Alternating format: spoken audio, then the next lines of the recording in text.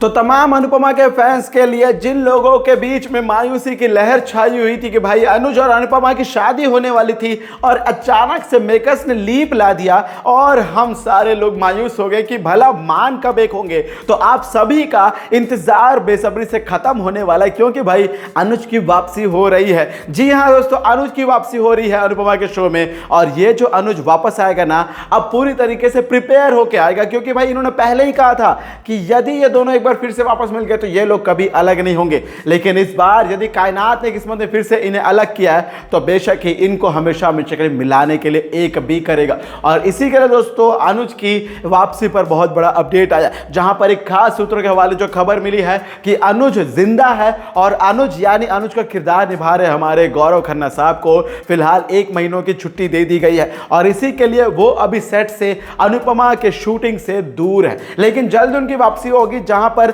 उनके मौत पे कोई खबर ना आने के कारण यहां पे जो खबर आई है उसके मुताबिक यह है कि अंकुश अनुज को छुपा कर रखा हुआ है। और अंकुश ने इसलिए रखा हुआ है क्योंकि अंकुश अनुज के द्वारा बिजनेस के कुछ ट्रिक्स को जानना चाहता है और वो धीरे धीरे अपने लिए फायदा उठाना चाहता है। और इसी के लिए अंकुश अनुज का जिस तरीके से फायदा उठा रहा है, इसी के लिए अनुज को जबरदस्ती बंदी बनाकर रखा गया है, जिसके चलते हुए अनुज आज तक अनुपमा के सामने, अपनी बेटी के सामने नहीं आ पाया। लेकिन अब दोस्तों खबर मिल रही है कि अंकुश से किसी भी तरीके से अनुज अपने आप को छुड़वाने की कोशिश करेगा और जब वो छुड़वाने की कोशिश करेगा तो यकीन मानिए सबसे पहले वो उसी राधा कृष्ण मंदिर में जाएगा। लेकिन फिलहाल दोस्तों वहां से तो इनकी पूरी डोली उठ चुकी है, यानी अनुपमा की पूरी स्टोरी द्वारका में पहुंच चुकी है। ऐसे में वापस द्वारकाधीश अनुज को कैसे बुलाते हैं ये जानते दोस्तों आज के इस खास रिपटवा में।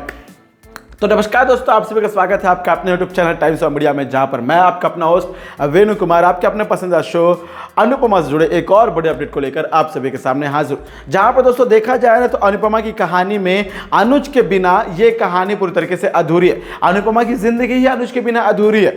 अनुपमा की जिंदगी अनुज और आद्या दोनों के बिना अधूरी है, लेकिन फिर भी अनुपमा अपनी जिंदगी बिता लेती है। क्यों? क्योंकि अनुपमा को महान बनना है भाई। यहाँ पे अनुपमा को क्या शाह परिवार की देखभाल करनी है, व्यापार खड़ा करना है, सपने पूरे करने हैं, बाबा जी को पालना है, तोशु पाखी ऐसे निकम्मे नालायकों को पालना है और इसके अलावा भाई हमारी अनुपमा को क्या करना है कि कुल मिला के सभी के लिए समाज सेवा भी करनी है। और इसी के लिए भाई अनुपमा फिर से ऐसा कोई कांड ना कर दे, इसके पहले मैं तो अनुपमा से गुजारिश करता हूं कि प्लीज इस बार अपने आद्या और अनुज के बारे में सोच लो, इस बार सोच लो, क्योंकि इस बार यदि नहीं सोची तो मुझे लगता है कि अगले सीजन में सोचना पड़ेगा।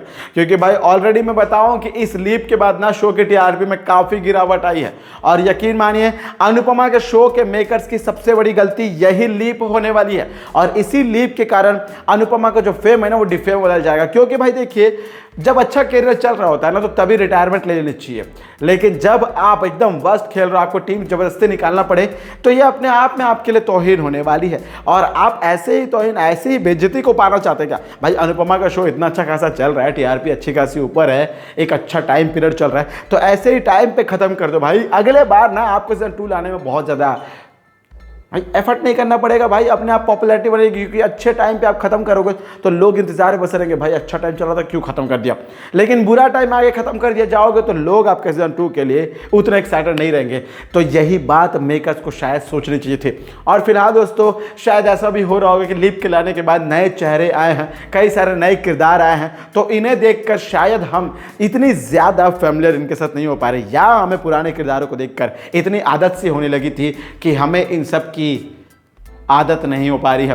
फिलहाल दोस्तों आदत होने लगेगी। आदत का क्या है, आदत समय का मोहताज होता है, समय बीतता जाएगा, आदत होती जाएगी। और इसी के लिए दोस्तों अब अनुपमा की जिंदगी में अभी अनुज और आद्या दोनों की एंट्री होने वाली है। अनुज को अंकुश ने रखा है, लेकिन अंकुश ने अनुज को किस लेवल पे रखा है, ये बहुत ही एक्सट्रीम लेवल है भाई। क्योंकि अंकुश ने अनुज को भाई बंदी बना के रखा हुआ, चैन वगैरह से बांध के रखा, जब उसका फायदा उठा, उसे जिंदा रख रहा, उसे खाना वगैरह सारी चीजें दे रहा। यानी भाई कुछ भी करके ना अनुज क्या कर रहा है, अंकुश क्या कर रहा है कि अनुज का यूज कर रहा है, यानी उसके बिजनेस को आगे बढ़ाने के लिए भाई कपाड़िया के नाम पे, और उसे पता है कि बहुत बड़ा बिजनेसमैन है और यही है जो बचा सकता है, तो किसी भी तरीके से उसे ये कर रहा है। और उसे ये भी दिलासा दे रहा है कि यदि उसका बिजनेस एक टाइम पे अच्छे लेवल पे आ गया तो वो उसे छोड़ देगा और उसे अनुज, या यूं कहें कि भाई अपने आद्या और अनुपमा के पास जाने दे देगा।